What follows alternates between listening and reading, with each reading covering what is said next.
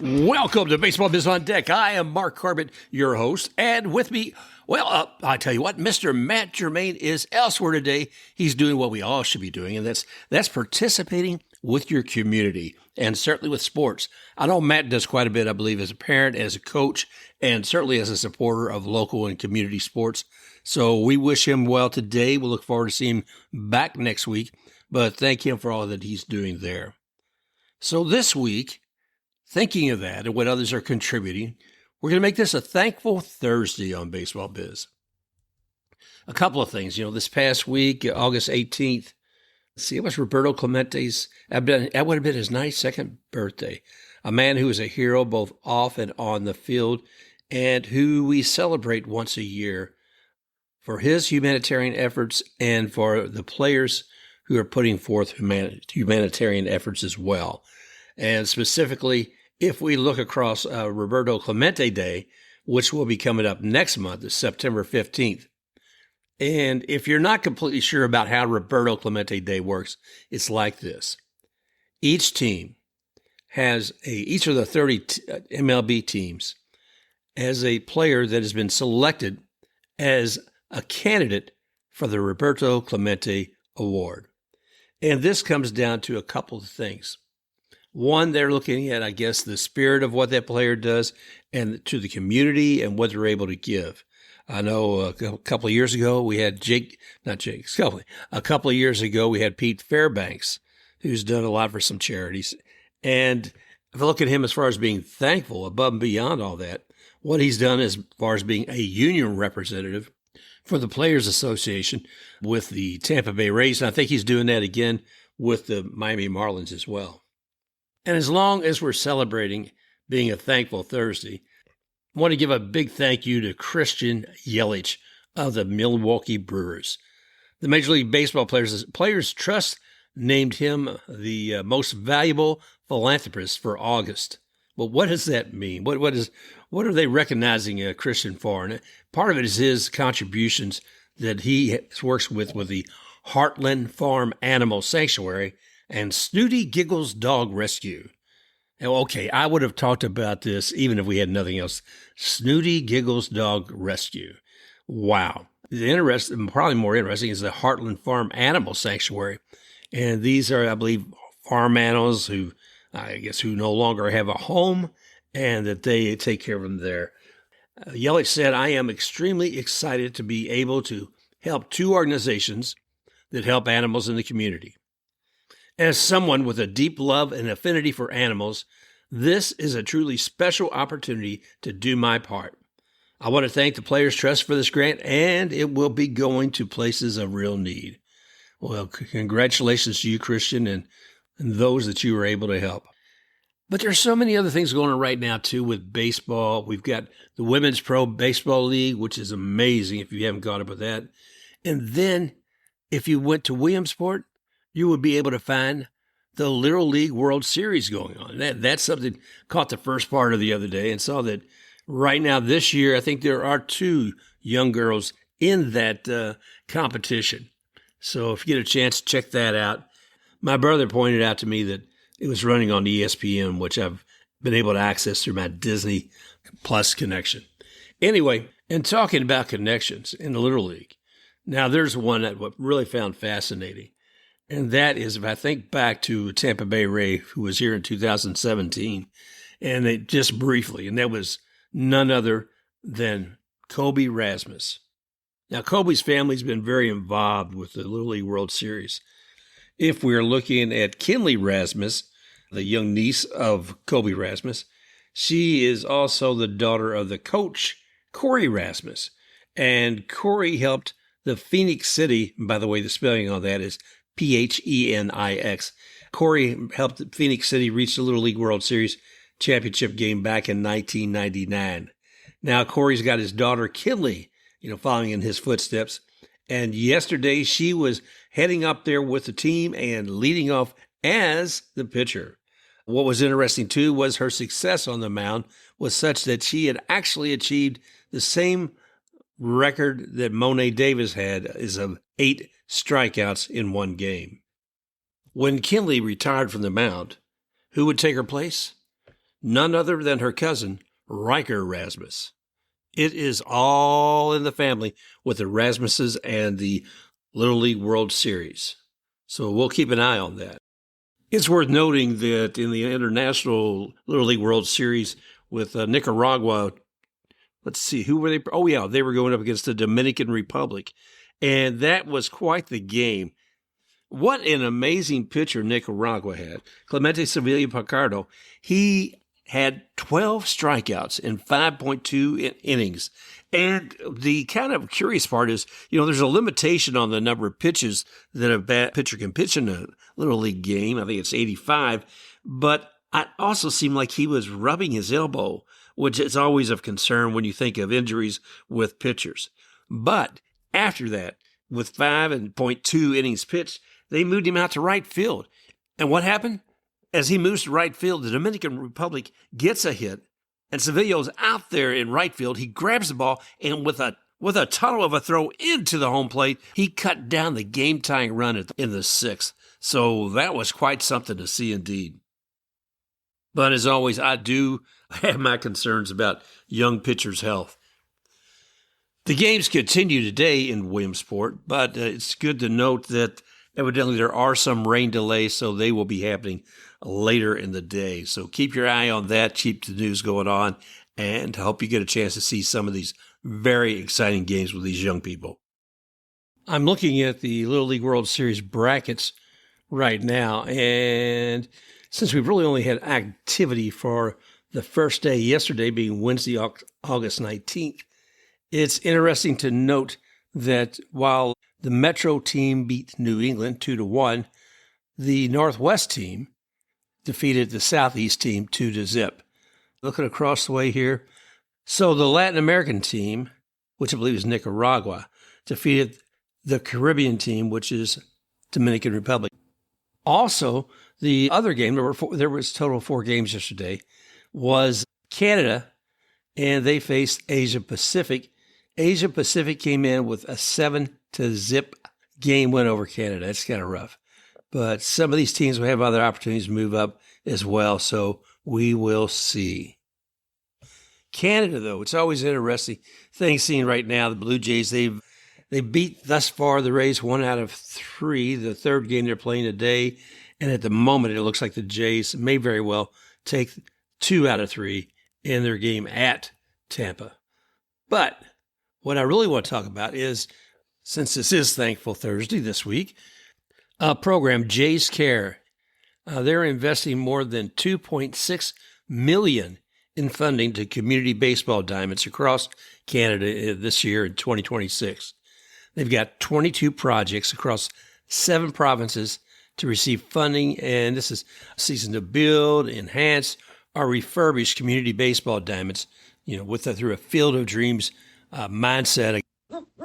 Yeah, the Canadian Little League team came up here, I think it was finally in a battle about a week ago around Nova Scotia. And it was the Ottawa West Twins baseball Little League team. And see, they came and they were going to be playing against the British Columbia team.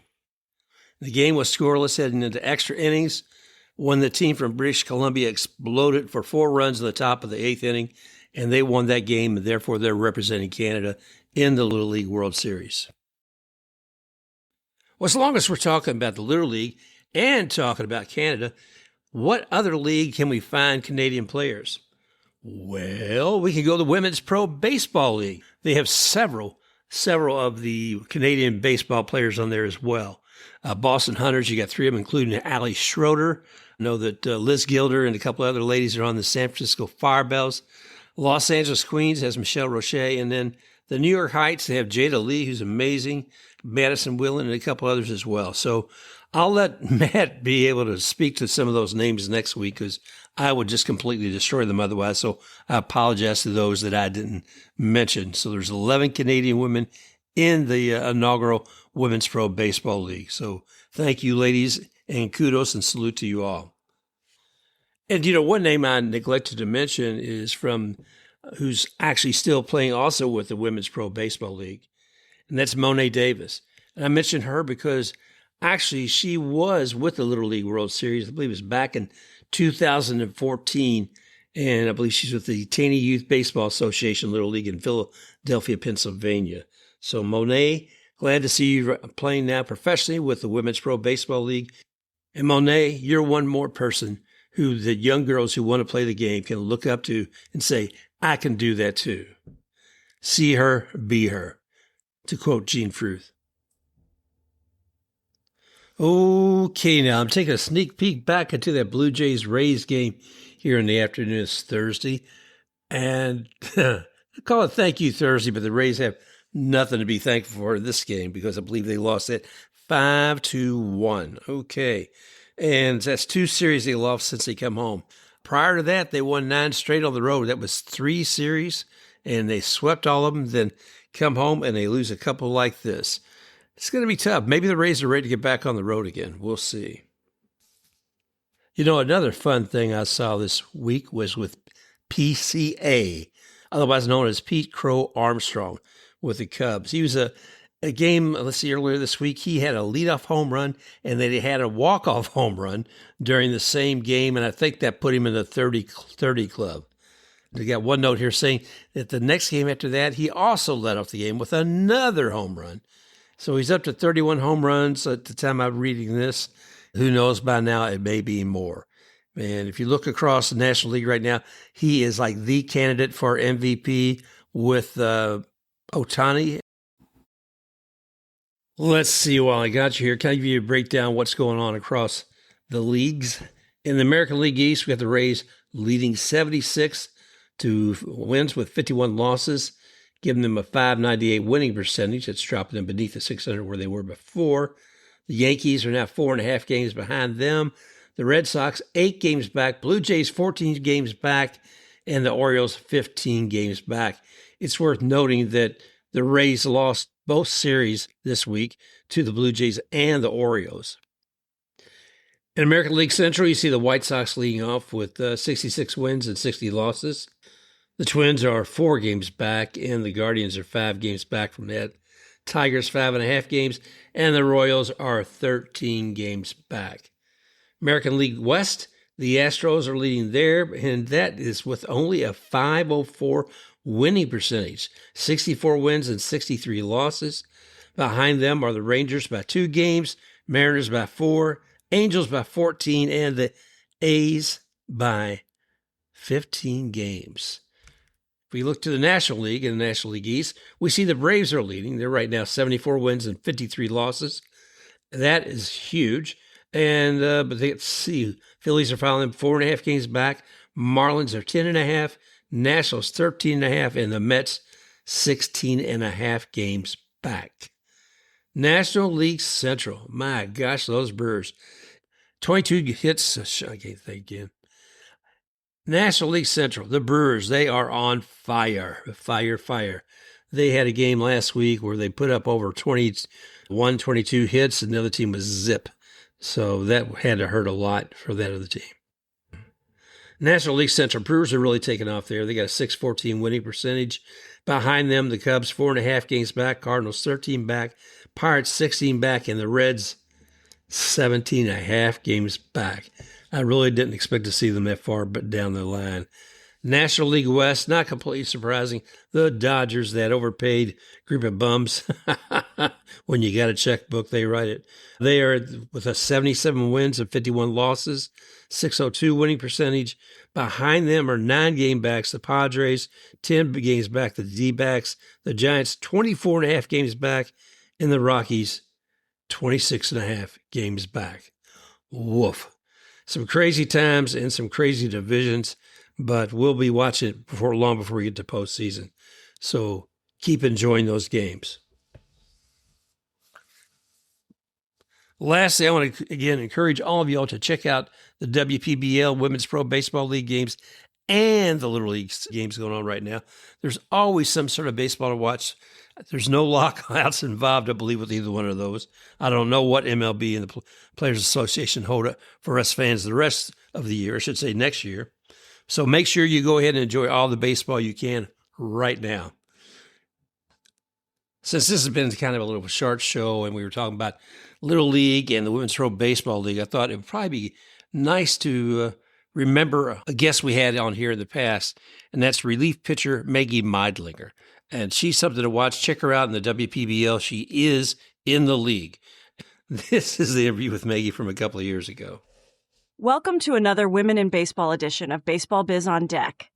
Today's guest, Meggie Meidlinger, has contributed to the game as an accomplished architect and a pitcher for the USA Women's National Baseball Team. Meggie most recently was awarded Sportswoman of the Year by USA Baseball. Meggie continues her success in architecture with the recent renovation of the University of Georgia's baseball Foley Field.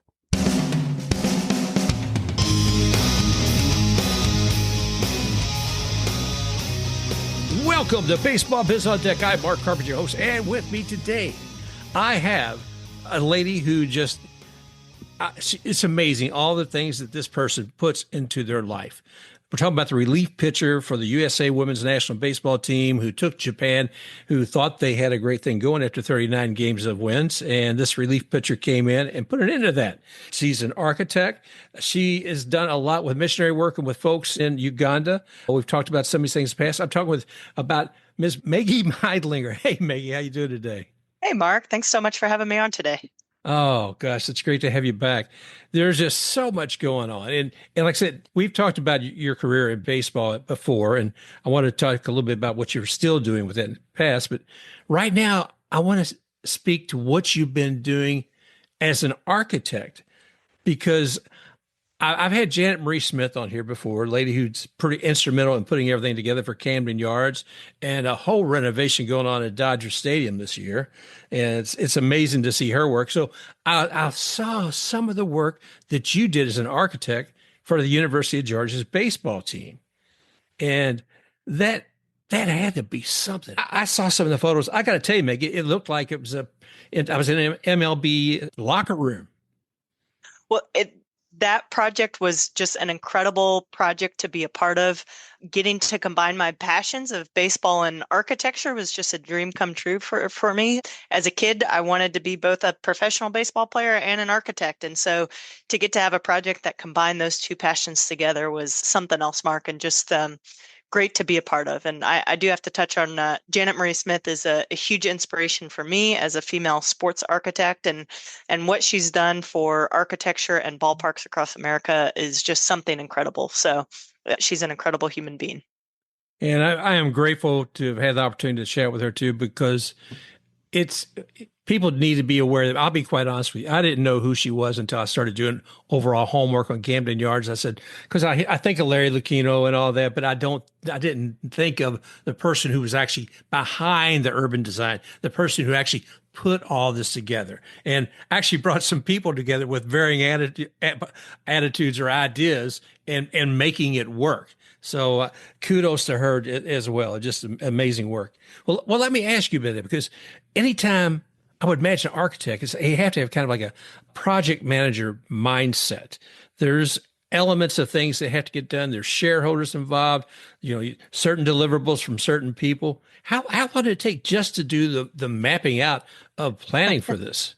All of the above. Like you said, Mark, all of the above is under the responsibilities of the architect. And I got to be a part of the project from interview to design and managing the construction documents and then being out on the job site. So being a part of it from start to finish was just something else. And yeah, as the project architect, you have to rally all the consultants together and organize client decisions. And for me, as the role of an architect, my job is to make a client's dreams become a reality and to work with the visions and what the coaching staff, what the athletic department has in mind for the facility, and being able to create a space that allows those visions and dreams to come true and work for the efficiency of the ball program and become a state-of-the-art facility and be competitive within the SEC. So, well, it's certainly state-of-the-art. Hopefully we can get some photos I can post later on too of what you all achieved, because it is just absolutely amazing, Maggie. I looked at it, like I said, it rivals what I've seen of a lot of the Major League Baseball for just the locker room itself. But you're working with the NCAA and you're working with the SEC, and there are certain criteria, I'm sure. I mean, as far as the depth of the field, there are certain things that are unique. Because I thought maybe the NCAA came up with some new regs for 2025 a couple of years ago. Was there a certain framework you had to work within?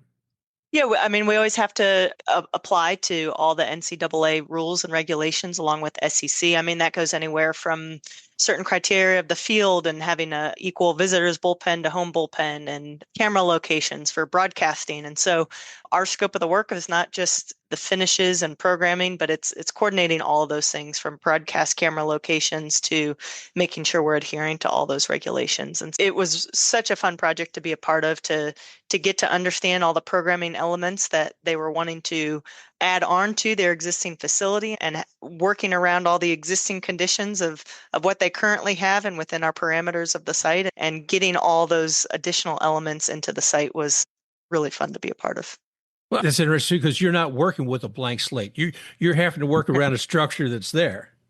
Correct. In an existing seating bowl, you have site parameters. We had Rutherford Street right behind it. So we're dealing with different grade changes. So in order for the height of our batting tunnels and pitching lab, what we're really doing is coordinating with the site standards of Rutherford, because we are entering off of that street for our new entry, and then coordinating with the back parking lot. So there were a lot of site studies that we did. We looked at several options. I think that's one of the things that people don't always realize with architecture and design is every single study under the sun has been looked at and studied, and pros and cons. And we had looked at it down the first baseline, the third baseline, how it would extend around the outfield. And so always working within budgets and needs and programming to just come up with a really quality design that would be efficient for the team and all their uses that they needed.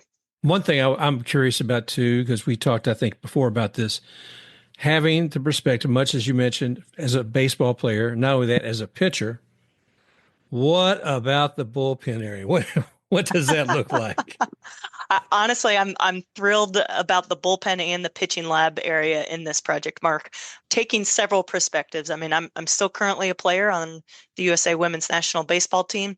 I also have the privilege of coaching several MLB events with the girls, and I've had the privilege to be in so many incredible stadiums across the country and across the world, and seeing how they're laid out, what I like, what I don't like.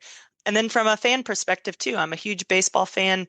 Honestly, my favorite seat in any ballpark is I always go by the bullpen. And if you can sit right behind the plate of the bullpen, you get to see every single pitch that pitcher is working on. You get to see the break of the ball, and you get to see their warm-up routine and what all that they need with the med balls and plyos and J bands. And to me, I was really excited. I'm excited about this whole project, but the adjacencies that we were able to acquire for both the home bullpen and the pitching lab for this project, what we did is we actually flipped the home bullpen where the visitors, we did a little flip there and with the dugout. So UGA was originally on the first base line for their dugout and bullpen, and we switched them to the third base line to be closer to all the new player spaces that we're giving to them.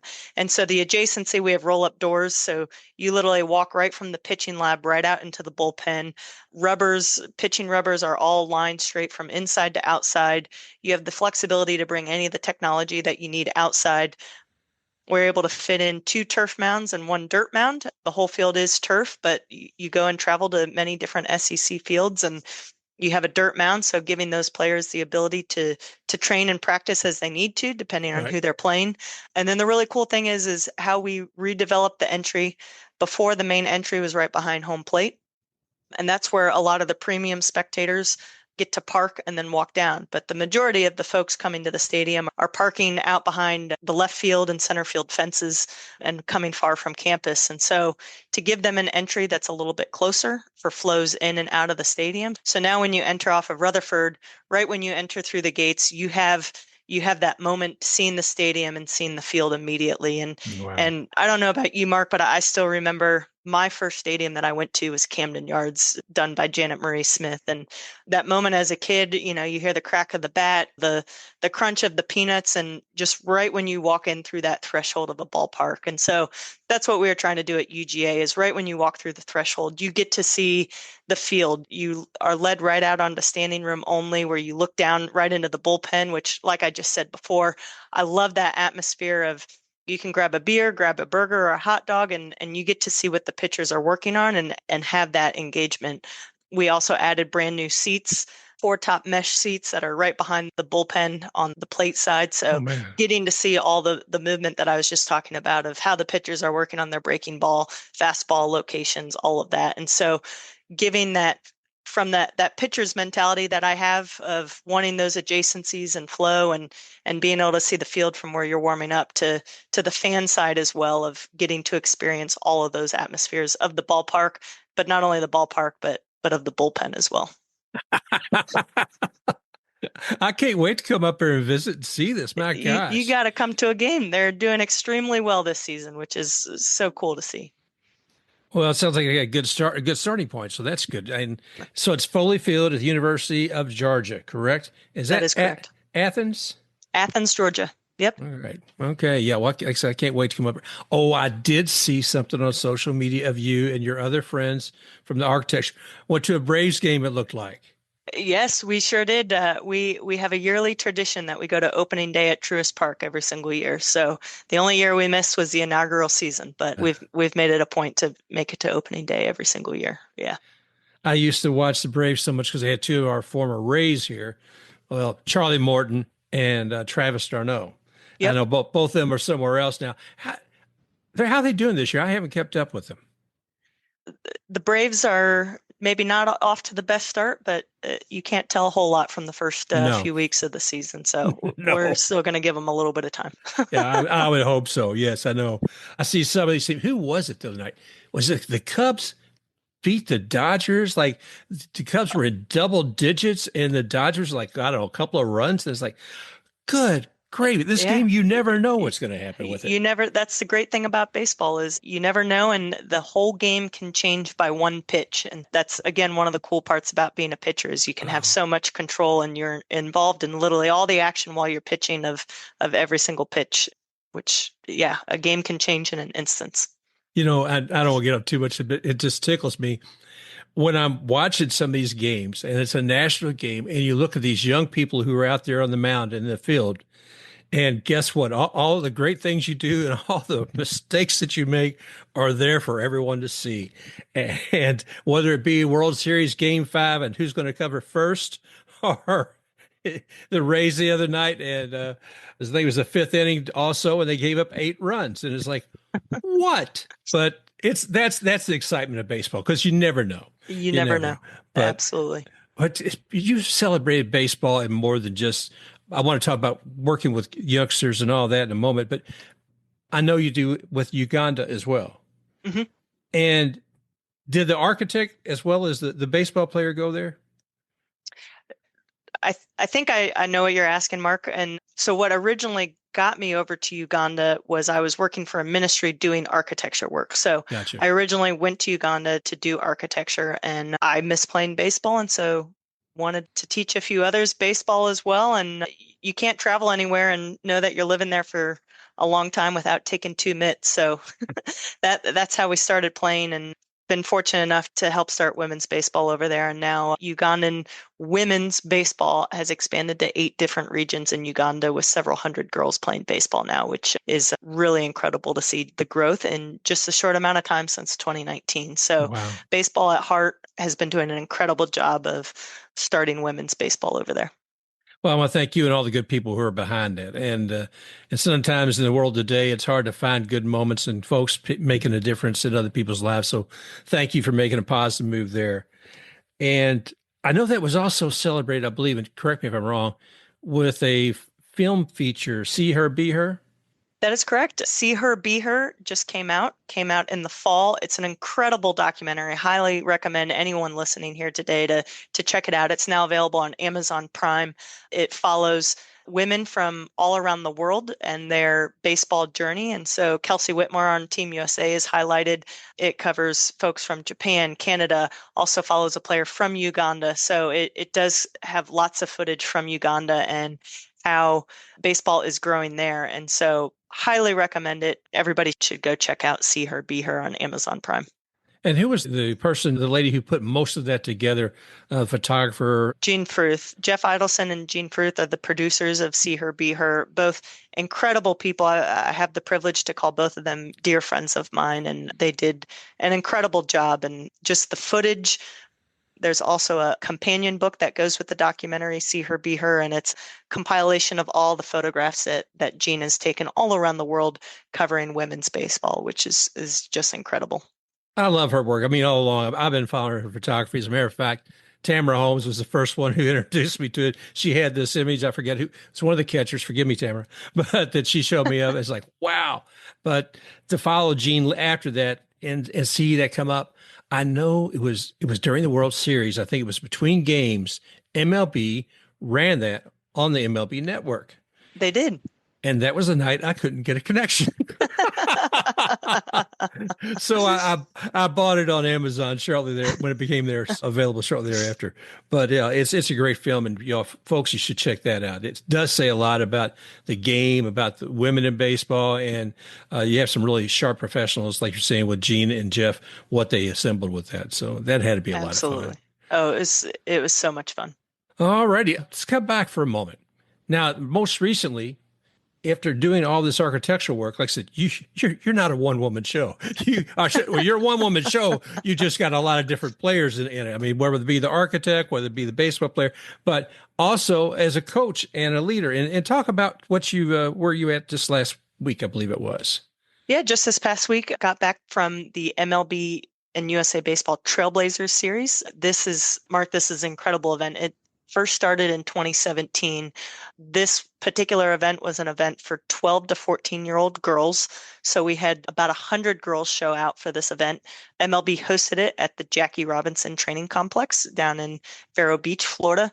Incredible complex. And we always have this tournament. We always have the Trailblazer series right around Jackie Robinson Day, which is April 15th, which is tomorrow. Happy Jackie Robinson Day.